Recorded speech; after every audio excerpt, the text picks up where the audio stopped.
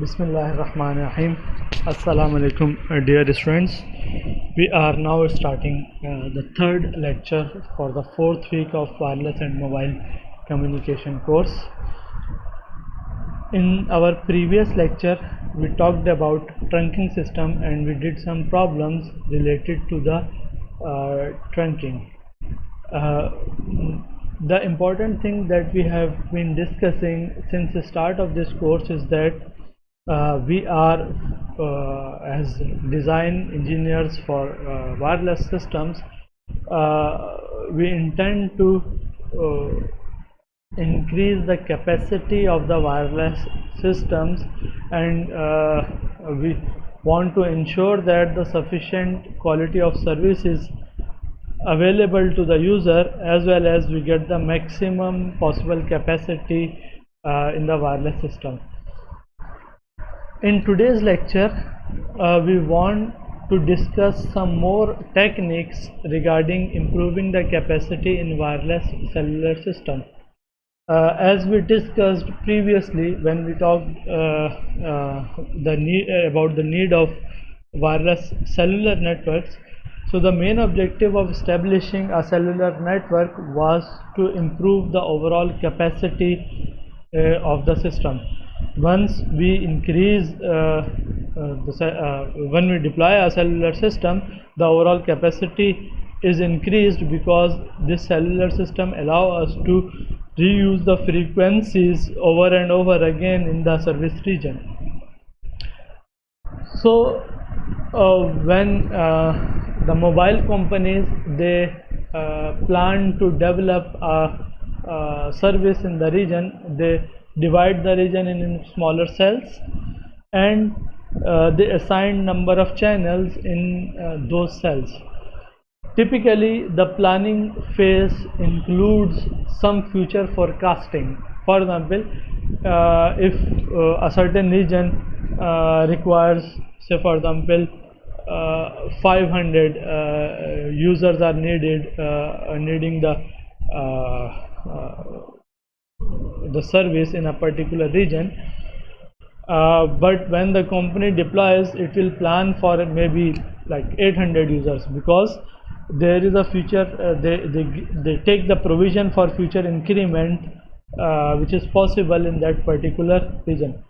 But in the last few years, rather last few decades, we have seen a significant increase in the demands of wireless services. So what happened in last few years, then that the cellular systems that were designed to support the number of users in a particular region, they got saturated. The number of channels that were assigned to any specific region, they become insufficient to support the new users or new subscribers that are taking the services in that particular region. So there was a need for increasing the capacity of the cellular system so that we can accommodate the new users in any particular service area. So what we want to do as a cellular design engineers, so we want to provide more channels per unit of coverage area. So how can we do that? So there are different techniques that are being proposed in different literature, and those techniques are useful in increasing the capacity of a cellular network beyond what was achieved through the initial deployment of cellular systems. So these techniques, we are going to discuss three of them here. First one is known as cell splitting. Cell splitting is one of the technique in which we subdivide a congested cell into smaller cells so that we can further reuse the frequency, and eventually we may get some more channels in the region so that we get improvement in the capacity. So this cell splitting technique allows the improvement in the capacity by making even a smaller cell in that particular region where we want to provide coverage. There is another technique which is named as sectoring. Sectoring is a different technique where we do not divide the cells into a smaller cell. Rather, we change the omnidirectional antenna to the directional antenna. So the cell coverage is not provided by a single omnidirectional antenna, but we use more than more than one directional antennas to provide coverage in different parts of the cell. This use of directional antenna allow further control on the interference, as well as it allow some frequency reuse of channels within the boundaries of the cell as well. There is another concept which is known as zone microcell concept, which actually allow us to extend the cell boundaries and provide the coverage in hard to reach places. So we are going to discuss these three techniques and how we can get improvement in the cellular capacity by using these techniques. So the first one is the cell splitting technique. So what is cell splitting? Cell splitting is the process of subdividing a congested cell into smaller cells. These smaller cells are commonly known as microcells. So rather than having a large, which is called macro cell, large microcell, we divide the same region with many small microcells. Each microcell is equipped with its own base station, and eventually, because it has to provide coverage within a smaller region, so we have to reduce the antenna height as well as the transmitted power in that base station. So if we think of a microcell, so this microcell will have a smaller radius because they are focusing focusing the coverage in a smaller region. Secondly, because we need to establish communication within a smaller region, so we do not need high antennas, so we can deploy a relatively low antennas. And because of the shorter distances between mobiles and base station, we can use low transmission powers. But once we divide to the smaller cell, that means we will be needing more number of cells in the region. So where you had deployed one cell, you may be needing like 3 cells. So you would be needing more number of cells. That means we will be needing more frequency reuse, and eventually this increased frequency reuse leads to the increased capacity of the system. One important thing is that when we divide a cell in a microcell, we generally reduce the cell radius r, but the co-channel reuse ratio, that is d by r, remains unchanged. So eventually the effect of interference does not change, only the radius is changed, so that we can get more cells in the same region, and by using more cells we may be able to increase the capacity. Let us see this diagram here. Say for example, we have a cellular architecture shown in diagram here, and the base stations, these dots here, they are actually placed at the corners of cells. So these are actually edge powered cells. Say for example, we consider one of the cells which is indicated as A here. This A, we assume that it's saturated, so we want to increase the capacity of this cell A. So what we can do, we can divide the coverage region of A into smaller cells. So we have made 3 smaller cells, this one, and here you can see these are 3 smaller regions, and we have provided new base stations which are indicated by the values A, B and sorry, not A, B, B, C, D, E, F and G, in such a way that they do not interfere with any nearby channel. You can see the E frequency is used here, and in the new microcell we have used the E frequency at the farther end, so that there is minimum co-channel interference between these two. So rather than providing coverage by only a single base station, we are now providing coverage with 6 different base stations, and each of the base stations would be having smaller antennas with low transmission power and with improved frequency reuse. And these new base stations, they eventually lead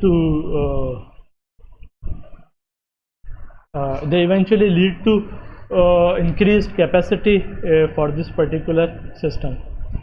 So in this way we can divide the region into smaller cells in order to improve the capacity. Because we already have deployed cellular systems in certain regions, so what we can do, we generally replace an existing cell with smaller cells, and we redistribute the frequency in order to have the minimal effect of interference. Let us take another example. Say for example, we have a frequency reuse distribution, cell distribution, which is shown at the left side here, and we have one of the cell A which is congested, which is shown with red color in the slide. So this one is a cell where we need to have a increased capacity. So what we can do, we can divide this A with a smaller cell. So for example, we have made 3 cells out of this A cell here. So we have assigned frequencies or reuse the frequencies which are allocated to other regions. Say for example, you can see we have assigned this part as a frequency C, which is reused here as well, and we have allocated in such a way that there is a distance, a separation between these two, so that we can have minimum effect of co-channel interference. One thing with this type of distribution, you can see there are some spots which are indicated here, which are theoretically they are not covered by any cell. Actually, practically these are also covered, because this redistribution sometimes prevent us of using a strict hexagonal geometry. Actually, this gap what we observe here is because of the use of this theoretical hexagonal geometry. So practically, actually, these co-channels, a part of it, this region would be covered by this cell, a part of this region would be covered by C cell, a part of the region would be covered by this G cell, and so on. So these areas are also covered by different cells, and the actual coverage, they kind of slightly deviate from the ideal or theoretical perspective of hexagonal geometry. So because we have divided the cells into smaller parts, so we will be needing more cells to cover the region, and eventually this leads to the increased capacity for overall network. So with cell splitting, we have a capacity enhancement, but there is another important advantage related to the cell splitting, which is related to the power, because for smaller cells we need lower transmission powers, and eventually the mobiles which are using, they will be required to transmit with relatively smaller amount of powers. So if we need smaller amount of power, so eventually the battery of the mobiles would last longer. So it also gives some improvement in the battery life because of the transmission power. This is a smaller this is a relationship between different parameters of power and radius. How much power a small cell should be using, it is related to the power of large cell multiplied by this factor, which is radius of a small cell divided by radius of large cell raised to power n, where n is the path loss index. As a numerical example, if we assume that this small cell radius is half of the large cell radius, so cell radius is reduced to half, and if we take n is equal to 4, so if you substitute this value here, you can see that this is 1 upon 2 raised to power 4 factor, which is 1 upon 16. So that means the power requirement for the small cell will be 16 times smaller than what is the power needed for the larger cells. So it's a significant improvement in the power saving. However, we get some disadvantage related to cell splitting as well, because once we go for cell splitting, we need to create a new cells and we need to deploy new base stations here. So actually it requires construction of new towers, and this installation of new towers is costly, so it incurs additional costs. Second, we need to redistribute the channels and make a new scheme for channel assignment in that particular region, because we want to have the minimum effect of co-channel interference. So eventually the channel assignment strategy becomes relatively complicated, and that relatively complicated channel assignment would add additional computational load on the system as well. Third important thing is that we have this smaller cells, because they are providing coverage to the smaller region. So if a mobile is moving with a faster speed, so it say for example it is going from here to here, so eventually there will be a handoff need, and if it goes to other cells, so there we will be needing handoffs frequently in the smaller cells. So we need frequent handoffs because of the coverage in the smaller regions, which also cause additional burden in the system. But sometimes we use an umbrella cell approach to resolve this issue. What is umbrella cell approach? Let me go back to this slide. You can see there are different cells. So we have replaced A, which is a high power and high coverage area cell, by 6 smaller base stations with low power and lower coverage. So once we do cell splitting, sometimes we keep the A operational, and this A provides the coverage to the larger area. Say for example this area, whenever there is a fast moving vehicle, so generally these fast moving vehicles, they are not assigned to any of these small cells A, B, C, D. They are assigned to this A because it's providing to a large coverage. So it's basically A is providing an umbrella coverage to all the 6 smaller cells.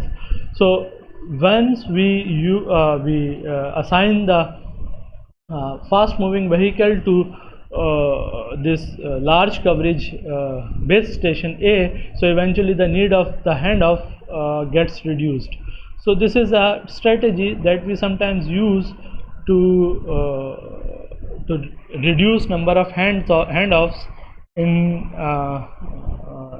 this small cell microcells. Okay, so this is the first technique, cell splitting, where we can divide a cell into a smaller region in order to in order to increase the capacity by keeping the signal to interference ratio same. Okay. Let us now move on to another technique, which is sectoring. In sectoring, we do not replace the cell with a smaller cell. Rather, what we do, we replace the single omnidirectional antenna at the base station by several directional antennas. So rather than using a one antenna which provides the coverage to the entire cell, we use more than one antennas to cover the cell. These directional antennas, because their transmission is focused towards a specific direction, so they help us reduce the effect of interference which we get from the co-channel cells. This technique is called sectoring. Practically, the commonly used sectoring is actually 120-degree sectoring and 60-degree sectoring. In 120-degree sectoring, actually we divide a cell into 3 sectors, and in 60-degree sectoring we have to divide a cell into 6 cells. So this is an illustration of how sectoring is achieved. So this hexagon is one cell, the outer hexagon is one cell. If we are using a 120-degree sectoring, so we use 3 antennas. So this one antenna is providing coverage to the 120-degree region in the cell. The second antenna is providing coverage to the 120-degree region in this part, and third antenna would be providing coverage with 120-degree directional coverage with in this part. Similarly, for 60-degree sectoring, the antennas that we use, their beams are focused with 60 degrees. So each antenna is supposed to provide coverage in 60-degree region. So this entire 360-degree part is actually divided into six sectors, each having 60-degree radiation pattern. So when we deploy a sectoring technique, so eventually we need to redefine the frequency reuse, because all the channels which were allocated in a particular cell, they are now required to be divided among the sectors. So all the channels, they need to be divided. For example, if for this cell, if we had 60 channels available in that particular cell, so eventually once we go for 120-degree sectoring, so there will be only 20 channels available for this particular sector, and 120 channels will be available for second sector, and 20 channels will be available for this 120-degree sector. So each 120-degree sector will be having only 20 channels. Similarly, for 60-degree sectoring, if we assume that there are 60 total channels, so this channel will be divided among these 6 sectors. So each sector will get only 10 channels. So this sector will have 10 channels, this sector will have another 10 channels, this sector will have another 10 channels, this sector will have 10 channels, and so on. So basically, the channels which were allocated to the cell, they are further divided among the sectors, and further dividing the channels would affect the capacity in the way, because when we use lesser number of channels, so the capacity is rather decreased. So but this is an interesting feature here, that sectoring, apparently sectoring shows a little decrease in the capacity, but as a whole, the main advantage that we get is actually in the interference. The overall interference is reduced. Let me first discuss how the interference is reduced, then I will explain how the capacity will increase. You know that the interference also affects the reuse pattern. So the cluster size is chosen in a way that we get the interference to the desired level. So the capacity improvement is because of redistribution of the clustering, that I will explain in a bit. First, let me show the improvement in the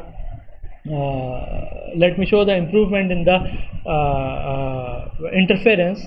You can see this is the, say for example, 4 cell reuse pattern here, and we have divided the sectors in this regions with 120-degree sectoring. So for example, you can see the sector which is here, so this will be providing a coverage in this particular part.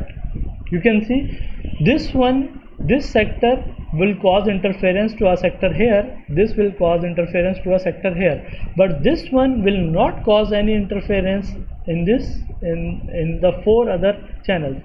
So basically, without sectoring, one cell would be affecting 6 different channels, but with sectoring, you can see there is only 2 sectors which are affected, which get interference from the cell, and all 4 they are not interfering.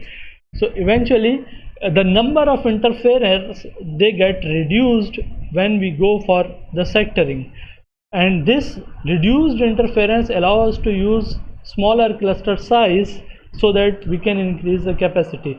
Let me illustrate it here further. see, with 120-degree sectoring, these lines, they show the interference. You can see this one, say for example, let me see this one. So this will be getting interference from this tower, this will be getting interference from this one, which is actually farther, and goes in the second tier maybe, and would call minimum interference, and this will be getting interference from this one. So actually the first tier interferer are only these two.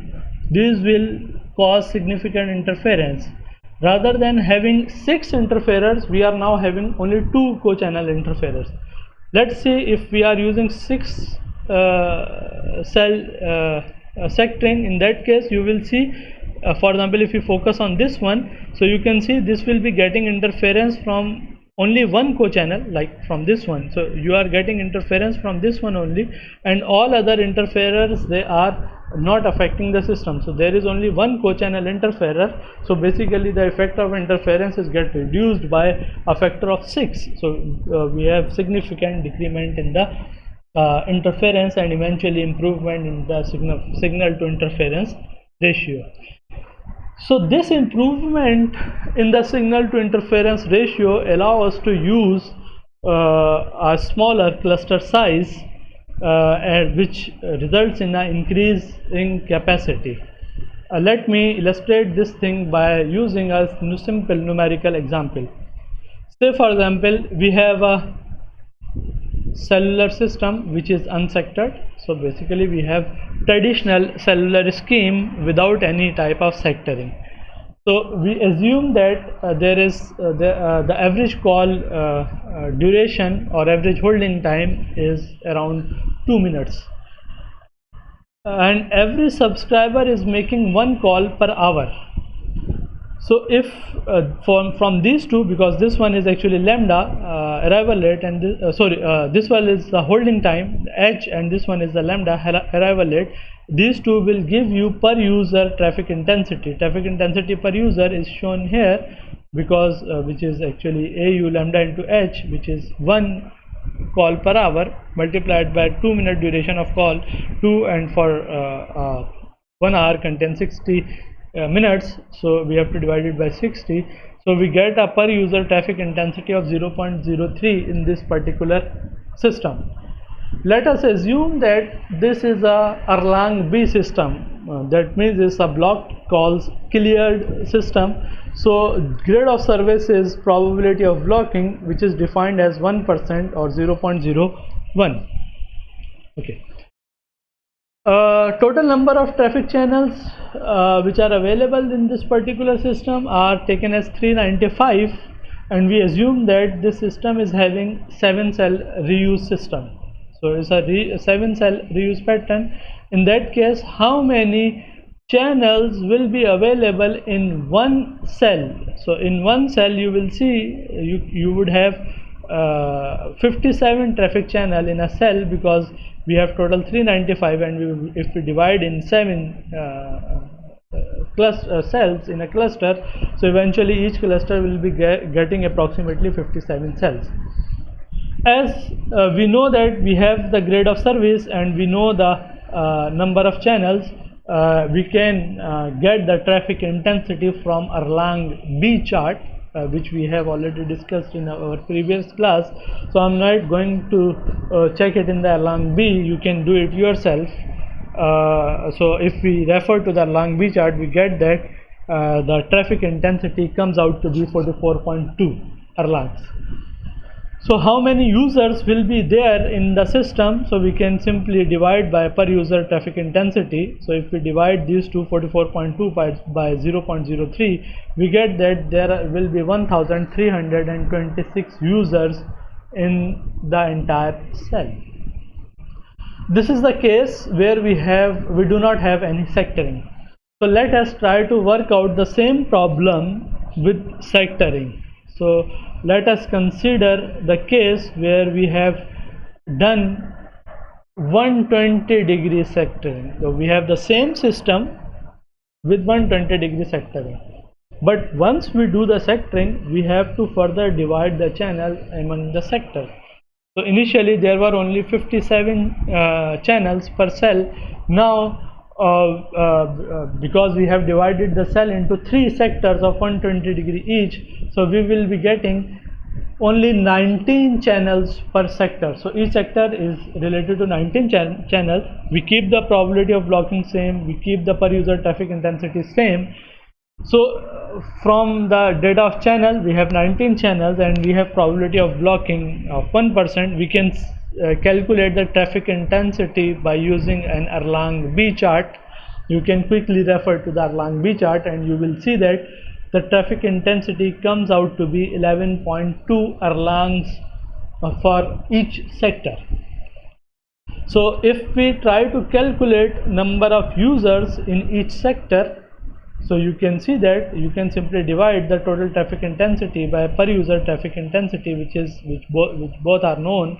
So per user traffic intensity is 11.2 Erlangs and we have 0.033 Erlang traffic per user traffic intensity. So if you divide them both, we get a number of 336.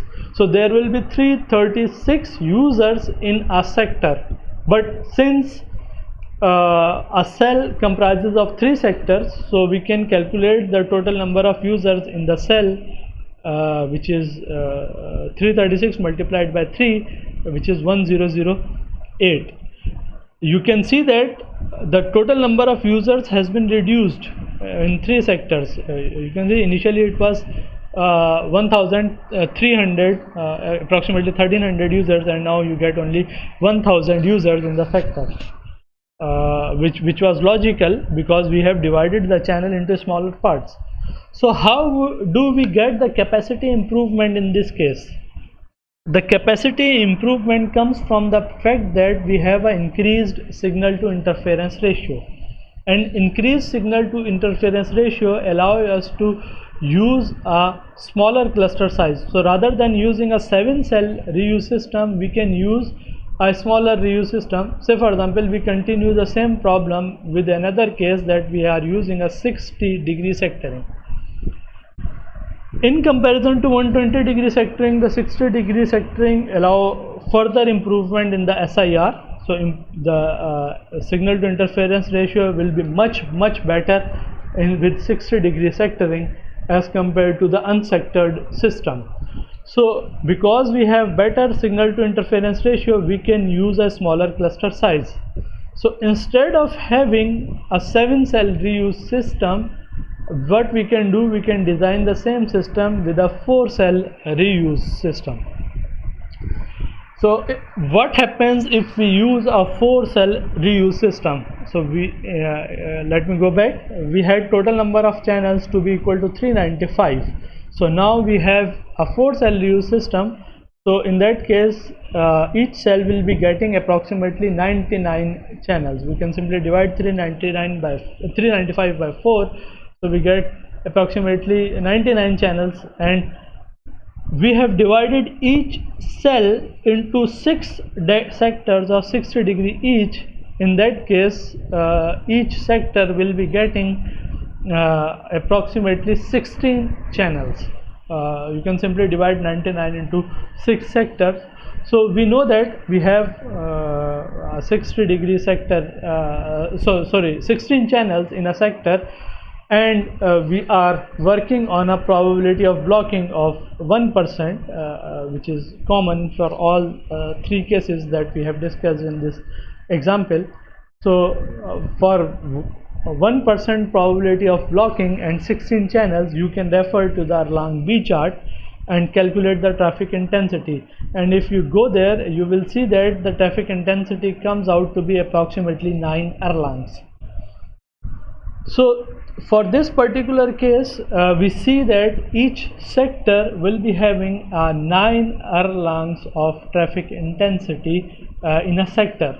So if we try to calculate number of users, so we can divide the total traffic intensity by the per user traffic intensity, which is 9 divided by 0.033. So we get 270 users in a sector. And if we try to calculate number of users in a cell, you would see that each cell comprises of 6 sectors now. So sorry, I had made a typo here. It should be 270. So I will correct in the final version. So this is 270 multiplied by 6. It turns out to be 1620 users, and you can see that 1620 users is a significant improvement as compared to the unsectored case where you had only 1326 users. So through sectoring we get an overall increase in the capacity. So this is how we get capacity improvement through sectoring, because sectoring eventually gives an improvement in signal to interference ratio, and the improved signal to interference ratio allow us to go for a smaller cluster size, and a smaller cluster size gives us a significant improvement in the overall capacity of the system. Okay, so third technique that was proposed, and which is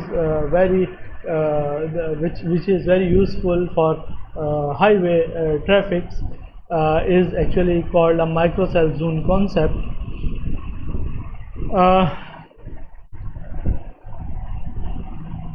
In sectoring there is a problem of handoff as well, because once you go for sectoring, of course once a mobile goes from one sector to another, so it will require a handoff. So this microcell zone concept is actually proposed to reduce the number of handoffs in the system, so it is slightly different than the sectoring. In this particular case we use 3 different transceiver stations, and those are controlled by a single base station. So for example, you can see the figure here, we have a base station here, and this base station it controls one transceiver here, another transceiver here, and a third transceiver here, and there is a umbrella cell which is controlled by the base station. So actually there are 3 smaller regions which are controlled by these 3 different transceiver, and each of the transceiver is controlled by the base station. So as a mobile travels from one of the this transceiver region, for example one of this zone which is indicated here, and if it goes to other zone, for example this one, so in that case when it is closer to this transceiver, the base station would be getting signal from this transceiver, because this one gives the better strength and better communication in this particular case. And as soon as the mobile goes from this zone to the other zone, eventually the base station simply switch the transceiver, so it will start getting signal from this transceiver rather than the old one. But since all the channels they are allocated with the base station and they are not allocated to the individual zone, so changing the base station does not require the change in the channel. The channel which is being used by the mobile, it remains the same, so it does not require any additional computation for handoff. So all the functioning of the switching is controlled by the base station. Base station controls through fiber optic links, controls these 3 transceivers, and whenever there is need, it only switches the transceiver and does not change the frequency of operation.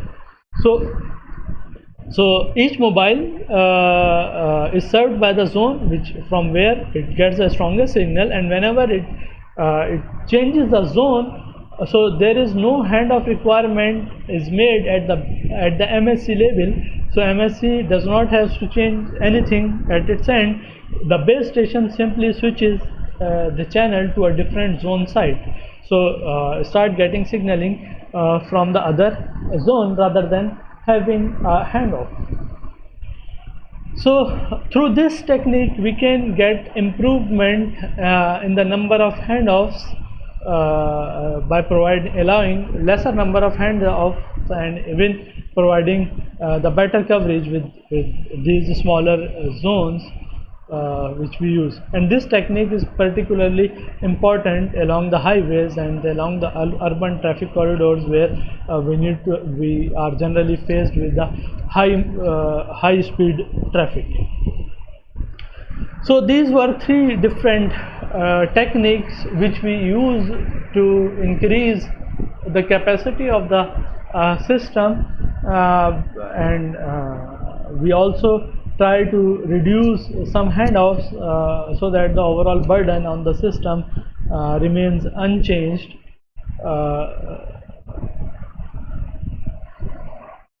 So we stop our discussion here, and actually this brings us to the conclusion of the topic of cellular concept.